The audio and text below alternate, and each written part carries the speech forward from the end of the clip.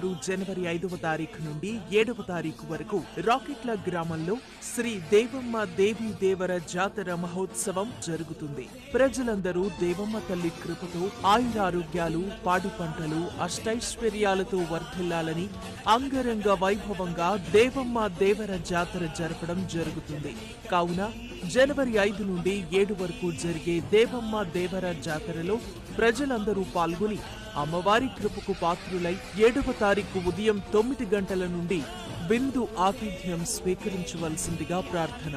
మీ దేవినేని కుటుంబ సభ్యులు, రాకెట్ల గ్రామం, ఉరవకొండ మండలం, అనంతపురం.